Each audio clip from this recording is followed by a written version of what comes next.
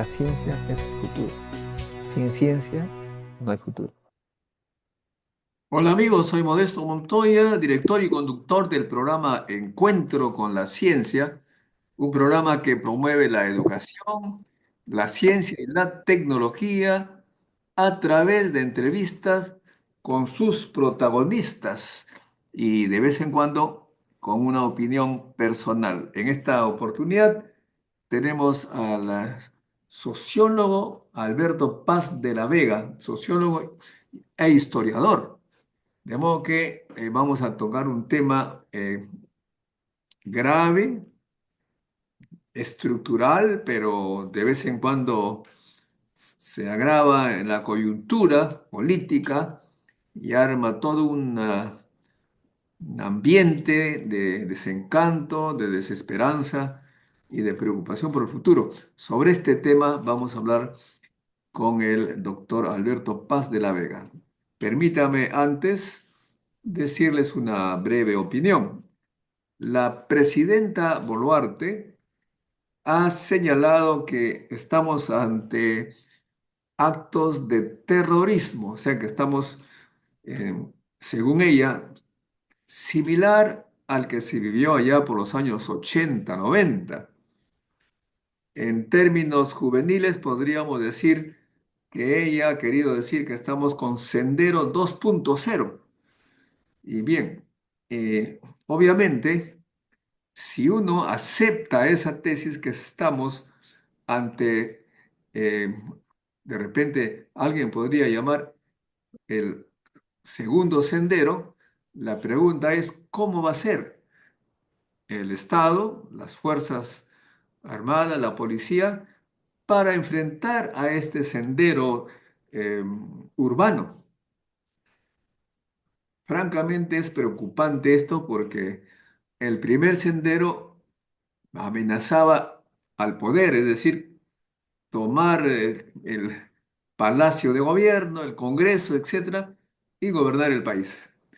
Obviamente, los poderes que defienden al Estado y se defienden sus intereses actuaron de manera inteligente y lograron vencer al sendero número uno. Pero este otro, si seguimos las palabras de la presidenta, que también es terrorismo como sendero, aparentemente no le da mucha importancia en resolverlo porque no los amenaza a ellos, está amenazando a los trabajadores, a la gente que tiene pues sus familias en estos campos haciendo trabajo legal, no los amenacen tanto que poder político, por lo tanto da la impresión que no le ponen el mismo interés, no le ponen la misma inteligencia ni todo el recurso que tiene el Estado, que es bastante. Aquel grupo que se atreva a enfrentar al poder del Estado peruano tiene todas las de perder, salvo que no amenace precisamente el poder actual, el poder del Estado. Esto es preocupante porque vemos pues que efectivamente hay un desorden total, mientras que la presidenta señala al señor, al sujeto cuchillo, el criminal más peligroso, hablando pestes de este señor, como debe ser, y echándole la culpa a la fiscalía. Justo en esos momentos, de repente un poco antes o después, el famoso cuchillo se burla del Estado, se burla de la policía, la presidenta hablando que lo va a tomar del cuello prácticamente, y él se fuga muy tranquilamente por el aeropuerto Jorge Chávez, que está controlado por la policía. O sea, se ha burlado del poder del Estado. Esa es esta breve interpretación, tal vez muy ligera. Para eso nosotros nos sometemos al conocimiento, al análisis serio del sociólogo e historiador Alberto Paz de la Vega. Muchas gracias, Alberto, por aceptar esta entrevista. Más bien, gracias por la comunicación, ¿no? Porque estamos en un momento muy difícil, realmente, tal como lo has expresado, y creo que es bueno ver otras perspectivas, ¿no? desde otra óptica, digamos, ¿no? Este fenómeno que estamos abordando. Y sobre todo porque no es un fenómeno nuevo, ¿no? Que Ahora, obviamente a ese... Sí. un momentito antes de tu continuación, Alberto, siempre nuestros seguidores quieren conocer más profundamente a nuestro entrevistado. Por favor, si brevemente cuéntanos dónde naciste, quiénes fueron tus padres, en qué escuelita estudiaste, en qué universidad y cómo te interesaste en este tema. Brevemente. Sí, mira, bueno, yo he nacido en el Callao, toda mi vida he participado en el Callao, he estudiado en el Colegio Salesiano Don Bosco, desde el primero hasta el quinto de secundaria, y he estudiado sociología en la Universidad Inca Garcilaso de la Vega, ¿no? A partir de ahí he hecho, digamos, ya trabajos propios de investigación sobre la temática del Callao, ¿no? Básicamente sobre la temática del Callao y sobre el desarrollo, sobre todo, ¿no? De cómo es que los partidos políticos fueron, digamos, desarrollando su actividad delictiva en el Callao, ¿no? Porque hay que tener esto como referencia, ¿no? Que Cuando todo eras, esto que estamos viviendo... cuando eras chiquito, ¿a qué se dedicaban tus padres? Ah, mira, mi papá era trabajador del camal del frigorífico nacional que quedaba al costado de lo que luego fue el CIMA, ¿no? Eh, y obviamente mi mamá era docente de un colegio, ¿no? Y viví toda mi infancia, mi juventud en el barrio de Chagaritas, ¿no? Que es una zona aledaña, digamos, al puerto del Callao, ¿no? Entonces, digamos que ese ha sido mi espacio en donde yo me he desarrollado. Y sobre todo en el barrio lateral, que es el de Santa Marina Norte, en donde tuve mis amistades, ¿no? Y desarrollé, digamos, ya, digamos, mi trabajo político, ¿no? Ahora, ese Callao es conocido pues por un poco su, su aspecto un poquito movido. ¿Fuiste testigo de niño, de joven, de esa característica? Ah, por supuesto, porque yo he vivido pues esos cambios, digamos, dramáticos, ¿no? Que se han producido en el Callao a partir, digamos, de la aparición de Sendero Luminoso, ¿no? Con los atentados que ocurrían en el puerto, pero también con el éxodo, ¿no? Digamos, de los chalacos, digamos, ¿no? Porque fue un periodo en donde salió gente de una manera masiva, ¿no? Hacia el exterior, ¿no? A todas partes, obviamente, ¿no? Pero fue brutal, o sea, todas las familias prácticamente se fueron del Callao. Entonces, ese es un tránsito en que llegan migrantes, ¿no? Y se van, digamos, los chalacos que habían residido ahí por mucho tiempo, ¿no? Por muchas décadas, ¿no? Ahora, tú señalas que te involucraste un poco en política. Sí, digamos, la misma profesión me lleva un poco a esto, ¿no?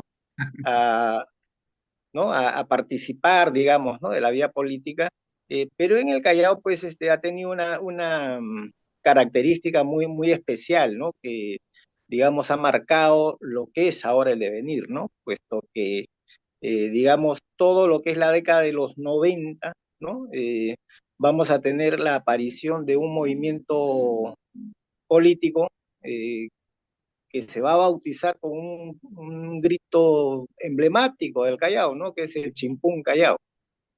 Y que va a dar, pues, nacimiento a la forma de hacer política actual, ¿no? A esta manera de hacer política actual, ¿no? Que La es señora fenomenal. Patricia Chirinos es un emblemático del emblemático. Sí, como ves, sale, pues, ¿no? Es más, mira, eh, tuve la oportunidad de enseñarle en el colegio América, ¿no? Historia, ¿sí?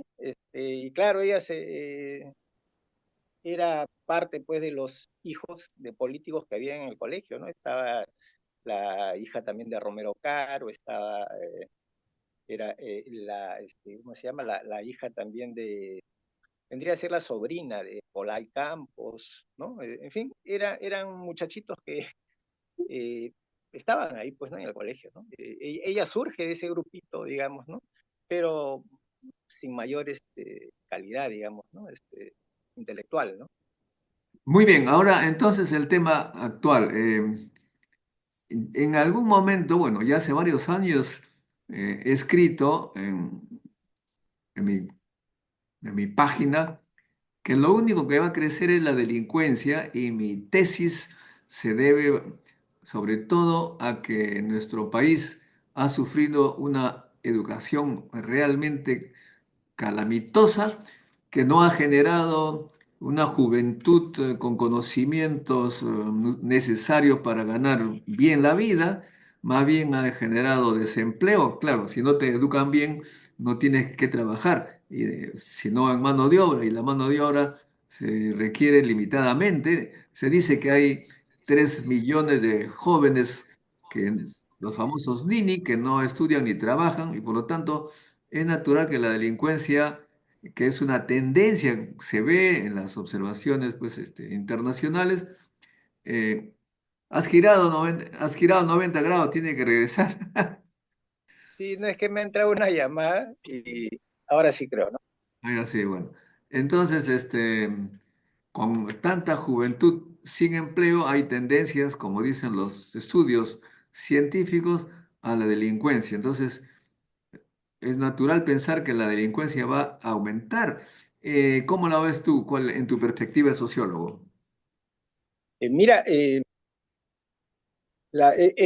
real lo que tú señalas, ¿no? Porque en la década de los 90 se va a producir una desindustrialización acelerada del país, ¿no?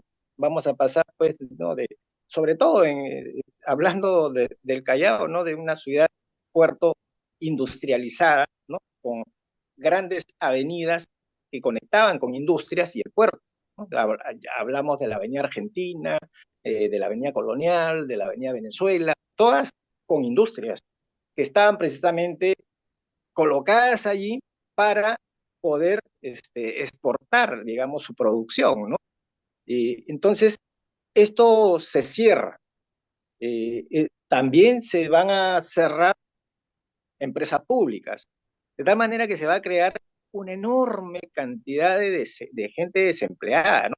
Entonces, esta gente que antes, digamos, estaba sindicalizada, y tenía una conducta orgánica, digamos, en cuanto a su respuesta con el Estado, va a quedar dispersa, va a quedar atomizada, se va a convertir en una masa amorfa, ¿no? Eh, Allí es donde, digamos, al no haber ese elemento que tú señalas, que es la educación, que es la salud, que es la seguridad, es que va a desbordar esto que estamos viviendo hoy en día, ¿no? O sea, han sido décadas de abandono que ha tenido el Estado, ¿no?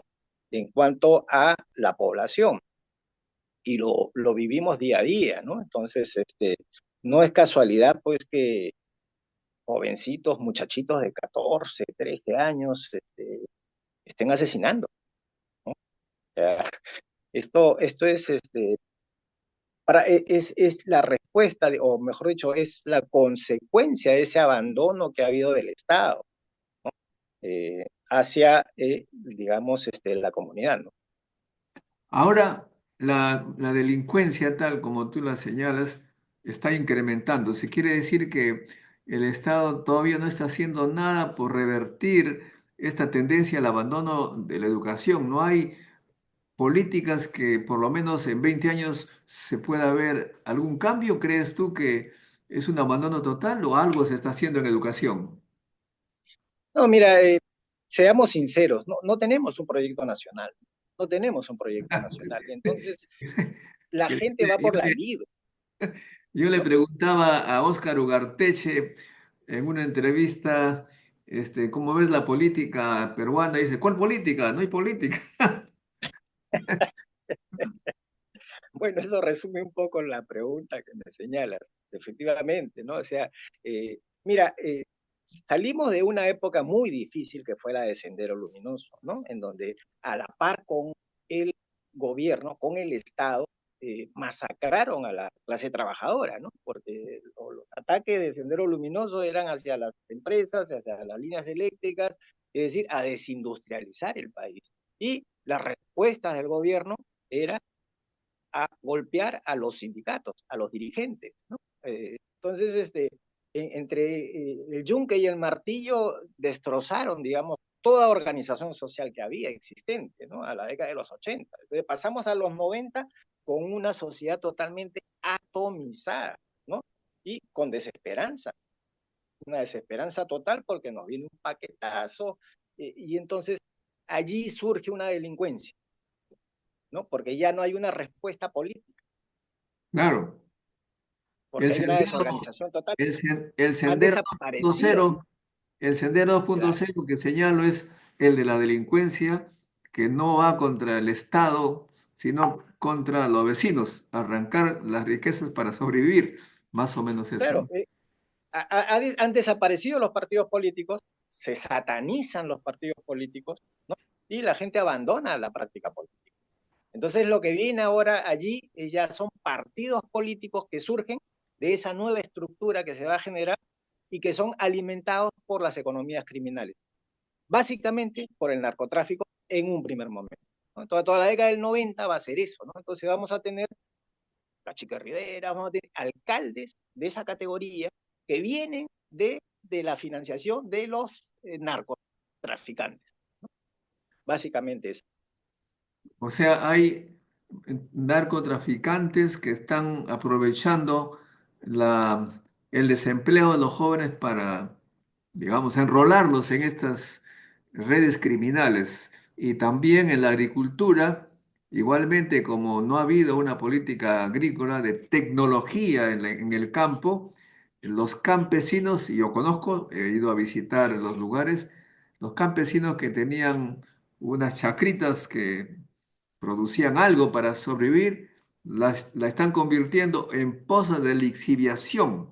O sea, están destruyendo para siempre sus terrenos agrícolas para sacar platita y largarse de ese sitio, dejarlo totalmente destruido, tierra arrasada, pero ellos se van supuestamente a ver cómo sobreviven en otros lugares. Básicamente lo que yo veo en el campo. Claro, es lo que hemos señalado hace un momento, ¿no? No hay un proyecto nacional, ¿no? Entonces, al no haberlo, cada uno va por su cuenta, va por la libre, ¿no? Ese es el gran problema, que estamos viviendo en este momento, ¿no? Ahora, yo te señalaba que en la década de los 90 se produce este tránsito, digamos, ¿no? De esa sociedad organizada que tenía una respuesta a través de los sindicatos, ¿no? Era fuerte, ¿no? Gremial, a una sociedad en donde desaparecen los sindicatos, ¿no? Y es más, se dan leyes, porque surge una nueva constitución en la cual se cambia, digamos, todo el tema de la negociación colectiva, desaparece la negociación colectiva y se forma una pirámide sin base, en donde el empresario es el que determina las políticas y a partir de ahí las hojas de ruta que se aplican a todos los que llegan al poder, y debajo no tienes una respuesta porque no tienes organización para contestar, ¿no? Ese es el gran drama que vivimos en el momento. O sea, no hay sindicatos fuertes y Guido Lombardi, que es un nombre conservador, me parece, progresista conservador, no sé cómo calificarlo, dijo en una entrevista que causó bastante like, estamos viviendo un capitalismo salvaje. Y más o menos lo que tú describes coincide con ese concepto, ¿no? Un capitalismo salvaje, la ley del más fuerte y el que tiene más plata hace lo que se le pega la gana, pone candidatos, se subvenciona, financia los partidos, ahora se sabe, pues, esas grandes empresas extranjeras y nacionales que entregan millones de dólares así en costales para hacer campaña por un partido y obviamente cuando este partido toma el poder, supongo que va a reconocer en algo esos esfuerzos financieros, ¿no? Bueno, de eso se trata el negocio, pues, ¿no? Es un casino, el país, ¿no? Es un casino. Pues acá todo el mundo viene a hacer el negocio, ¿no? Entonces, y para eso, pues, han quebrado, digamos, ¿no? La organización popular, ¿no? Que era, pues, hasta ese momento, una de las defensas que teníamos nosotros para protegernos de ese capitalismo salvaje, ¿no? Al caer esto, entonces, viene ahora ese otro mundo empresarial al cual nos han empujado, ¿no? De tal manera que lo que en la década de los 80 eran desempleados, en la década de los 90 se convierten en emprendedores, ¿no? Ya alguien que ha sido expulsado de su trabajo, que ha perdido el trabajo, no se convierte en un desempleado, se convierte en un emprendedor, ¿no? Sale con su cajita de chicles a vender en el micro, en la esquina, y ya es un emprendedor. Es decir, no es un desempleado, por tanto su conciencia de clase desaparece, ¿no? Y no le permite organizarse por lo mismo, ¿no? Y ese es Claro.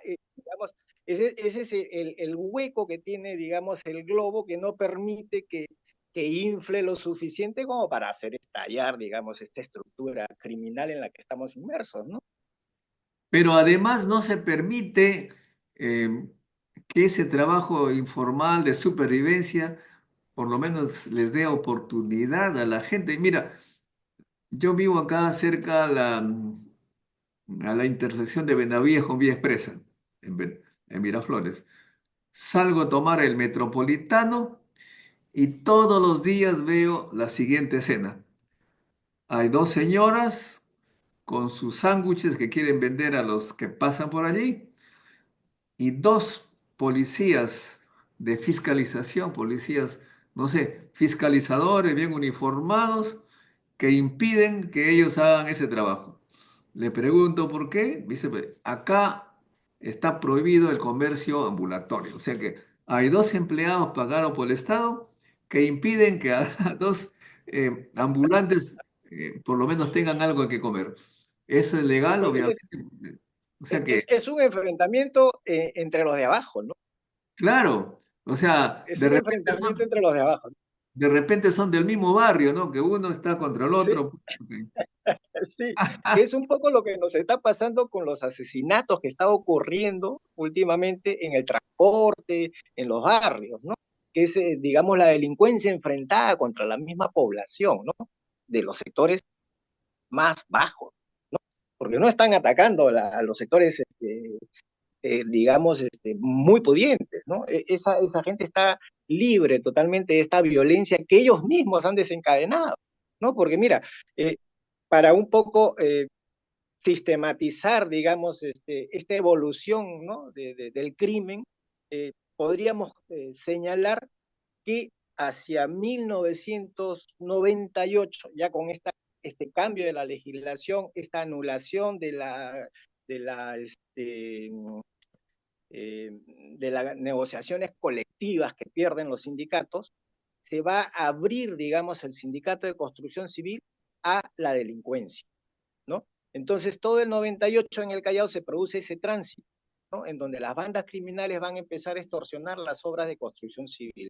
Y ahí es donde van a empezar, digamos, la extorsión, en 1998. Hacia 2001 sacan una resolución de estas de consejo, ¿no? En donde se les obliga, digamos, a las empresas de construcción civil a trabajar con la población local. Y entonces abordan ya las pandillas, las obras de construcción civil. Pero esto se da porque en la ley que se da en el 1992 de la negociación colectiva se señala que si no se pone de acuerdo el sindicato con la empresa puede tomar por su cuenta el personal que necesite. Entonces se le saca al sindicato de la negociación y se forma, digamos, una mesa de tres patas en donde va a intervenir de todas maneras el sindicato en la obra, porque son los que saben, pero además van a añadir a la población en la negociación, en la obra. Al entrar allí es que empiezan a extorsionar las obras. Esto es exitoso y esto va a ir creciendo, de tal manera que hacia el 2002, en que se produce el boom de la construcción, ya la extorsión en construcción civil se desata, se explaya, ¿no? A partir de allí tienes un fenómeno, que es que la Federación de Construcción Civil va a expulsar a dos elementos que luego van a constituir sus propias federaciones. Me estoy refiriendo a Cholo Dolmos y a Vicente Apón, ¿no? Yo no sé cómo tienen licencia para operar, pero bueno, es el Perú. Ellos son expulsados de la federación precisamente por estas prácticas extorsivas. Hacia el 2008, en el gobierno de Alan García, le abren la puerta a estos señores y les dan licencia para que formen sus propias federaciones, sabiendo los antecedentes que tenían. A partir de ahí empiezan los asesinatos a los dirigentes, ya no a los trabajadores, sino a los dirigentes de la Federación de Trabajadores de Construcción Civil, a partir del 2008, ¿no? Esto va a agravarse con la llegada de los colombianos. En el 2008 también llegan con el gota a gota y empiezan a expandirse, sobre todo en Lima Norte, lo que es la zona de San Martín, Independencia, básicamente, ¿no? Y se van explayando luego. Para después agravarse más aún en el 2017, cuando se intenta pues derrocar a Maduro. Entonces se abren las puertas, que vengan, que nosotros somos maravilla, y acá están todos bien recibidos. Resultados, más de 2 millones de venezolanos metidos aquí, que han entrado sin documento alguno, que no se sabe quiénes son, y que dentro de ellos pues ha venido también una cantidad enorme de delincuentes. Entonces todo esto ha venido agudizando, digamos, esta violencia en la que estamos inmersos. Pero ¿por qué señalo esto de construcción civil? Porque me parece que es muy importante, ya que es en estos grupos en donde para tomar la obra se tiene que contactar a la delincuencia de la zona. Entonces, estos grupos vienen y con dinero contactan a los muchachos de los barrios, les dan armas y le dan el contacto con la comisaría y, por supuesto, también les resuelven en la fiscalía si es que caen. Así es como empiezan a operar. Una vez que termina la obra, porque la obra no es para toda la vida, esos muchachos quedan ya organizados en bandas criminales y giran hacia el costado y miran a quién pueden extorsionar. Entonces, todo el que esté en la vía pública es plausible de ser sometido a la extorsión. De allí que empiezan a extorsionar a los ambulantes, empiezan a extorsionar a los mototaxistas, empiezan a los colectiveros, a los microbuseros, a las bodegas, a los peluqueros, y a todo el mundo, ¿no? Y esto ha ido pues desbordándose en la medida en que la corrupción también ha ido creciendo, ¿no? Eso es lo que nos ha llevado a este nivel de violencia que vivimos hoy en día, ¿no? Una corrupción es asquerosa realmente, con una policía que está metida hasta las narices en el negocio, porque tú no puedes hacer nada, mejor dicho, ningún delincuente puede hacer nada sin el conocimiento del comisario. El comisario le vende la zona, porque además para llegar a ser comisario, pues tienes que pagar por el asiento, y conforme hay un ascenso, tienes que juntar bolsas para trepar. Entonces digamos, una serpiente que se muerde la cola, ¿no? Ahora, ¿cómo salir de eso? Esa es la gran pregunta, ¿no? O sea Porque que tú señalas que el germen de esta realidad que estamos viviendo, pues viene desde hace mucho tiempo, de los 90, y que se ha incrementado a medida que hay menos empleo, y la tecnología, las técnicas se han sofisticado con la llegada de tecnología extranjera, es más o menos. Pero claro, porque mira, es más, esta delincuencia también va evolucionando, porque estos primeros delincuentes que aparecen con pistolas y con granadas y empiezan a extorsionar las obras, en el transcurso del tiempo se vuelven empresarios, Ajá. ¿no? Compran cargadores frontales, compran volquetes y empiezan a extorsionar ya, pero dando el servicio y facturando, o dando el servicio de seguridad y facturando. Entonces, Muy bien, digamos, pero hay un asunto también, porque aquí hay mucha, digamos, mucha hipocresía, mucha cosa que nos quieren tapar los ojos con humo. Cuando uno habla de extorsión, yo podría también hablar, he estudiado el caso, de gente pobre con pocos recursos que vienen a agencias de los bancos, no necesariamente el banco, sino agencias anexas que le daban un préstamo a estos pobres y luego los prácticamente los tenían como esclavos todos los meses dándole plata hasta que reventaba, ya no podían pagar porque el interés era tan alto. Al final le quitaban su casita, le quitaban cualquier cosa. Ese tipo ya también es como el gota a gota, como la extorsión, pero legal, digamos. ¿Conoces esos casos? bueno, es el caso de la banca, ¿no? La banca funciona así, ¿no? Ahora les han liberado para que puedan poner la tasa de interés que ellos quieran, ¿no? Entonces, y dicen que así van a poder aperturar, digamos, el mercado para que fluya más el crédito. O sea, es que estamos en un régimen totalmente perverso, ¿no? Como te digo, estas economías criminales que nacen con la Constitución del 90 van a reemplazar a los partidos políticos tradicionales. Y No, pero ya hay muchos partidos que nacen, pues, no sé cómo, eh, han pagado, ya se sabe, ¿no?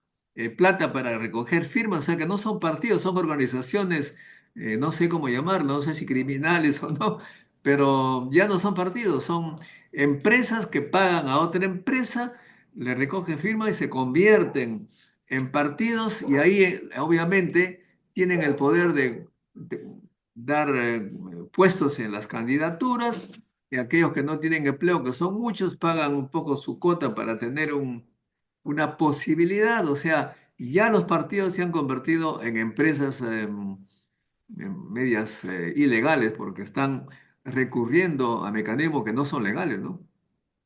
pero totalmente de acuerdo, totalmente de acuerdo. O sea, como te digo, esto ha venido evolucionando hacia ese tipo de organización, en donde el que tiene la plata, ¿no? Compra, digamos, el espacio y acaba representando a la ciudadanía. Entonces tienes unas bancadas que no representan a nadie, ¿no? Y tanto así que inclusive han habido congresistas que han jurado hasta por Dios y por la plata. O sea, de esos recuerdos de las juramentaciones, pues podemos señalar muchos, ¿no? En donde se ve realmente el grado delictivo ya de esa representación.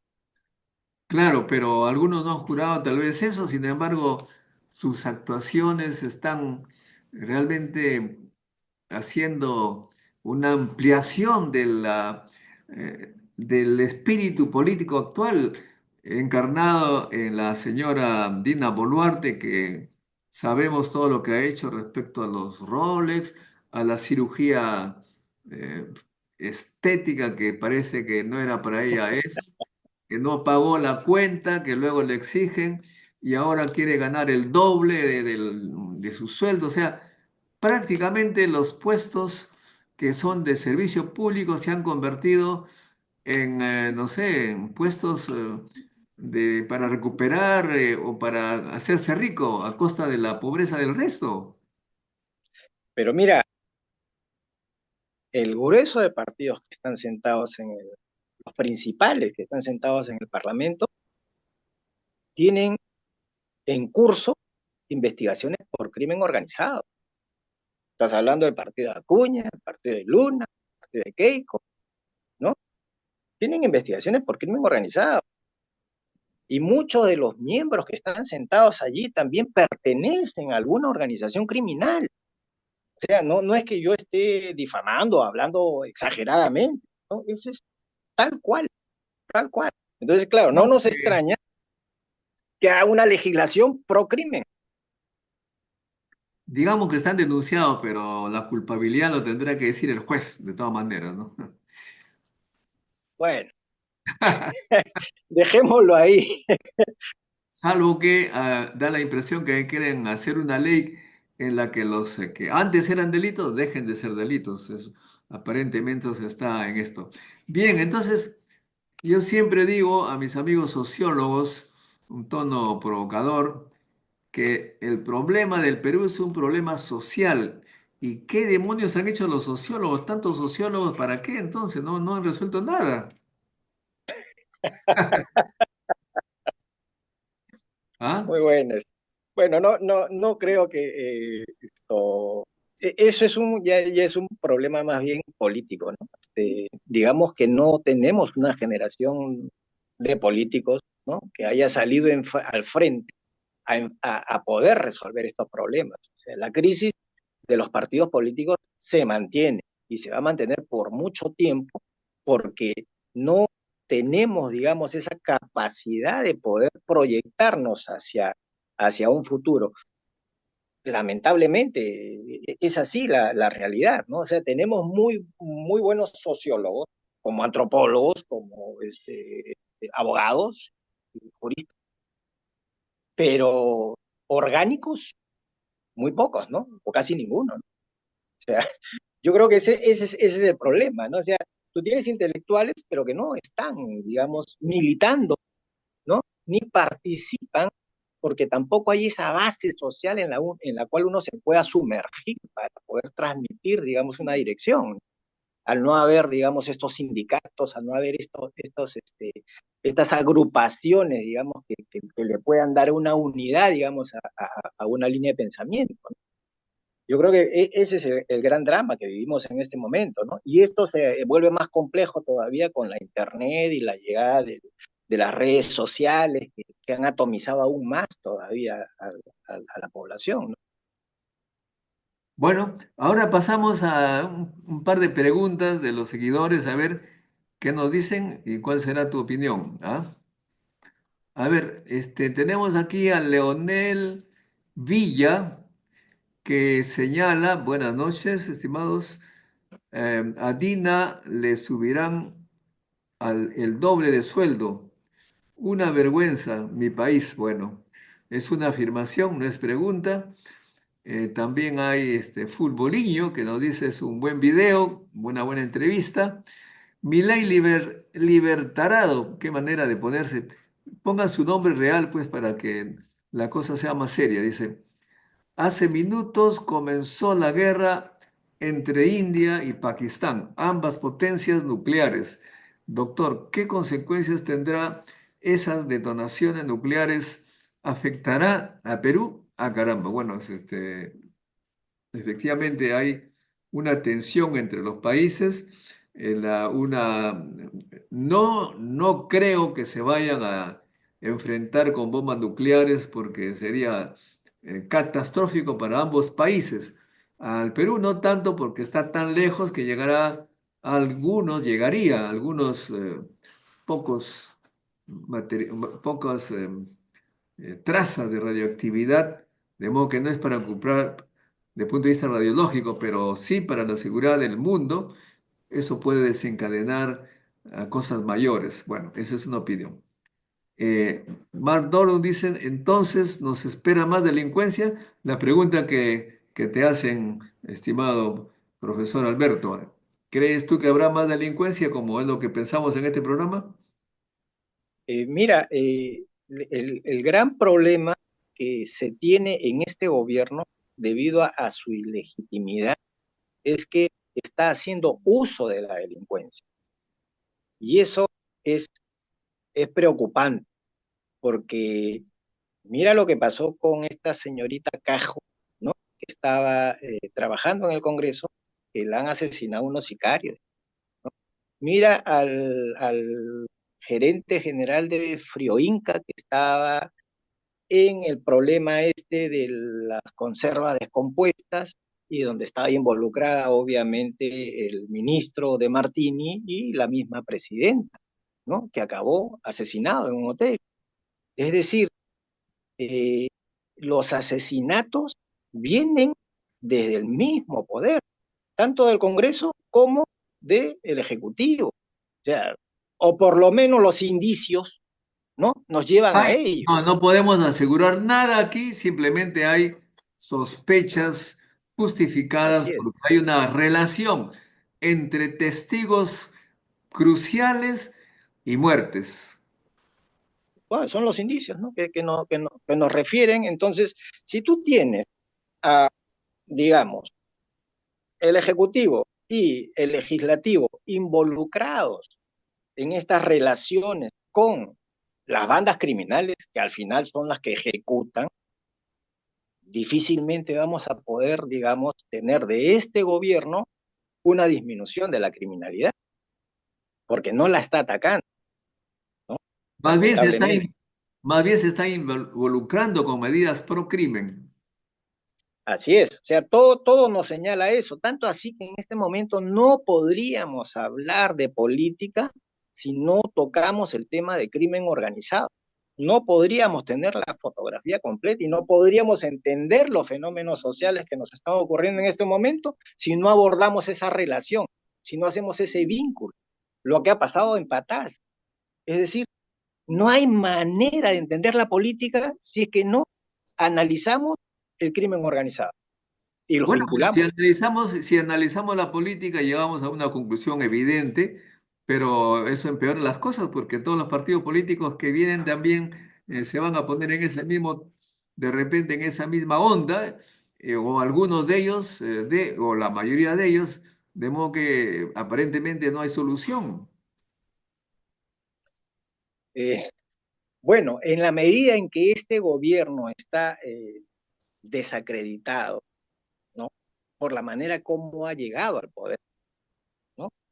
Porque obviamente todo el mundo ya mira las encuestas, el 69% de la población ya llegó a la conclusión que el golpe de Estado no lo dio Castillo, sino lo dio el Congreso, Ah, ¿no? bueno, eso Esa ha sido las últimas encuestas. está clarísimo por lo que se ve que la presidenta del Perú parece una secretaria ejecutiva del partido perdedor y hace todo lo que el partido perdedor designa o señala o decide y con pago a ella, pues están blindándole contra todo, ¿no? Entonces hay esos indicios que hacen pensar efectivamente que no ha sido la cosa totalmente fortuita de un golpe de Estado hecho por el presidente Castillo, sino más bien parece que todo ha estado bien coordinado. Exacto, pero esto nos lleva a una conclusión mucho más grave, digamos, ¿no? Porque este grupo que ha capturado el poder de esta forma ilegal, para sostenerse, requiere la violencia en la calle, Ajá. requiere, y con esa violencia en la calle nos van a llevar a las elecciones, para que vayamos a afirmar por una agrupación que nos saque de este atolladero. Y esa agrupación que nos saque de este atolladero va a tener que ir contra los derechos humanos, contra la Corte Interamericana Víctor, de dame Derechos yogur, por Humanos. favor. ¿Sí? Nos va a empujar, nos están empujando a una opción de esa naturaleza, ¿no? O sea, tú lo Eh, que dices, nos están empujando a escoger un Bukele. Así es parte, yo creo, ya de la estrategia que tiene este grupo que ha capturado el poder. A una solución violenta, a una solución militar. Bueno, pero yo no estoy muy convencido de ello porque mi tesis es la siguiente. Esta delincuencia que le llaman terrorismo es es una actividad, como tú lo has señalado también, entre pobres, ¿no? Hay pobres que son menos pobres que otros y se nivela un poquito los recursos para la supervivencia, robándose a los unos a los otros. O sea, permite la supervivencia de la clase, digamos, sin recursos. Sobreviven con delincuencia.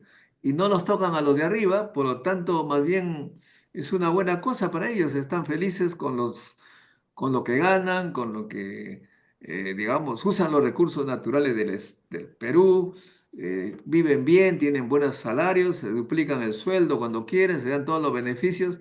¿Por qué tendrían que resolver el problema de la delincuencia que solamente afecta a los pobres? Lo digo de manera cínica tal vez, pero no veo por qué. Ahora, efectivamente, Claro, lo que tú tienes razón de repente es que haya un fulano que promete así cosas terribles y la población lo elige a él, pero que de ahí que lo pero, apliquen. pero, pero te digo, aparte de esto, el objetivo es generar terror, generar miedo, porque con eso te tienen a ti en tu casa, encerrado, para que no actives políticamente, ¿no? Entonces, ahí hay muchos elementos. Mira, no es casualidad, porque la violencia mayormente se ha desatado en Lima Norte, en una zona que la controlaba el Loco Arón, ¿no? Un delincuente al cual lo mataron y que lo va a reemplazar en ese mismo sector otro delincuente salido de la construcción civil de estos gremios que te he señalado, se llama el jorobado. El jorobado dominaba esa zona y el Cholo Dolmos lo ha logrado sacar de allí en sus vínculos con los generales de la policía. Paréntesis de esto, te digo, sale una foto apadrinando la promoción de la policía del año 2024, el Cholo Dolmos, con el jefe de seguridad del Estado de la policía. Yo pregunto, ¿el jefe de seguridad del Estado de la Policía Nacional no sabe quién es el Cholo Dolmos? Bueno, cierro paréntesis. Bueno, Eh, bueno, felicita, Mauriño. Interesante escuchar por primera vez al doctor Alberto Paz, dice Felicita.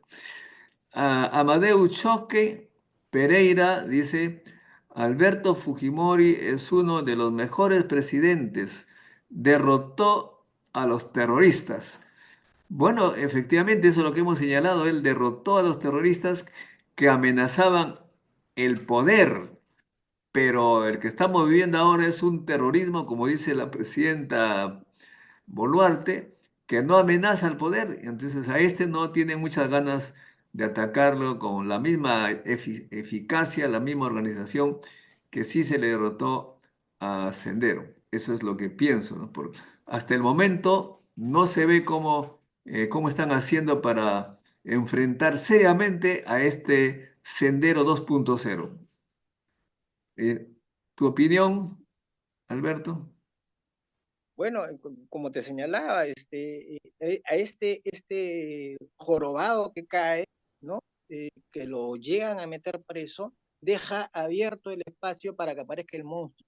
El monstruo ha cometido N cantidad de asesinatos en el gremio de transporte Muy y se bien. le ha permitido escapar del país, ¿no? Se le ha permitido escapar del país con el ministro Santibáñez. Es decir, hay un vínculo que se relaciona constantemente entre estas bandas criminales y las autoridades. O sea, no es casualidad. Las autoridades están operando junto con las bandas criminales para generar terror, para generar miedo. La desazón es lo que están provocando. Eso es lo que quieren construir. Eso es lo que quieren construir, ¿no? Esa desazón que te haga luego es elegir a un Fujimori, pues. Porque tenemos que tener un Fujimori, porque si Fujimori derrotó el terrorismo, también va a poder derrotar a esta delincuencia. A ese, a ese, a ese nivel nos están llevando de elección. Muy bien, acá Murdoch Lesban dice Fujimori nunca derrotó al terrorismo. Bueno, ahora tenemos una nueva versión del terrorismo, de modo que no ha muerto. Si seguimos las tesis de la presidenta, este terrorismo significa que no ha nadie derrotado al terrorismo. Ha tomado otra forma tal vez. María dice, Fujimori fue sentenciado por crímenes, el resto es puro guión de su banda. Bueno, es una opinión de María. Amadeus Choque dice, Fujimori mató terroristas. Bueno, y Murdoch dice, jajaja, Bukele es narco. Bueno, hay todo tipo de opiniones. Nosotros leemos de manera democrática. Bueno, finalmente, Alberto, ¿cuál es tu conclusión, tus perspectivas, tus esperanzas para el Perú? Por favor. Mira, sí, yo lo que estoy pensando, y en eso sí concuerdo con Jaime Antesana, es que se está usando este terror, digamos, cada vez que la señora esta Dina Boluarte está en problemas, ¿no? El caso de Patás es bastante claro, ¿no? Eh, según la prensa independiente, porque también tenemos que tener en cuenta que las versiones oficiales que salen pues no concuerdan con los hechos, ¿no? Hemos visto el caso de Patás, 26 de abril, secuestran a unos trabajadores, el 28 los ejecutan, pero recién el 4 de mayo sacan a luz este asesinato. 4 de mayo, cuando sale el reportaje y sale ¿cómo se llama?